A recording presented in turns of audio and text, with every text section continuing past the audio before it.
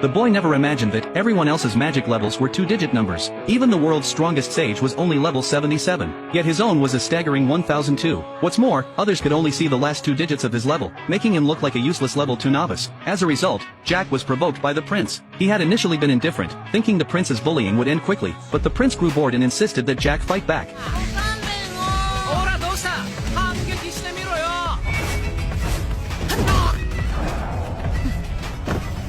This whole mess all started with a goddess mistake. When reincarnating him, she promised to give Jack an overpowered cheat and send him to the top of the world, but right after he was reborn as a prince in another world, the king tossed him aside like trash. In this world where magic was everything, Jack had been tested and found to have almost no magical power, with no visible attributes at all. If word got out, the entire kingdom would laugh themselves silly. So after 2 seconds of thought, the king ordered his servants to abandon Jack in the mountains. Watching this, the goddess panicked instantly. She had no idea where she'd messed up. It turned out the world's magic meters could only display 2 digits at most, but the cheat the goddess had given Jack was a 4-digit level, which made his true magic level show up only as the trailing number 2. By now, Jack had been left in the wild by the servants, putting him in extreme danger. Fortunately, the mage had told him he could use barrier magic, so he visualized one in his mind, and a cube magically appeared. To his surprise, the cube could change shape freely just as he imagined. A bold idea suddenly struck Jack. He made a small bird land on him, then reshaped the cube to wrap around himself. The next second, he was actually flying through the air, but his joy didn't last long. A magic wolf spotted him and charged straight for the attack. Luckily, he quickly erected a barrier to protect himself, then summoned a pile of cubes to strike the wolf, but the attack felt like tickling to the beast. Realizing this approach was useless, Jack wrapped the cubes around large trees, uprooted them all, and hurled them at the magic wolf. Though it still couldn't defeat the creature, it gave Jack a brilliant idea. The next moment, he used the cubes to lift an entire section of the ground and threw it hard at the wolf. Such a brutal attack stunned the magic wolf. It realized it had messed with someone it couldn't afford to offend and immediately surrendered. The wolf couldn't understand how a mere baby like Jack possessed such immense power. Jack wanted to answer, but he couldn't speak a word as a baby.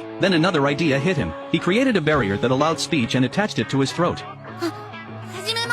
Though Jack looked like a baby on the outside, the wolf sensed overwhelming magical power from him and guessed he might be the reincarnation of the Demon King. To show off his strength, Jack immediately admitted he was the Demon King. Hearing this, the wolf fell to its knees and vowed to serve Jack. Jack tried to refuse, but the wolf wouldn't give up. Right away, it proposed a beast pact, swearing to serve Jack as its master. Jack tried to decline again, but suddenly he felt weak and collapsed to the ground. He was just too hungry.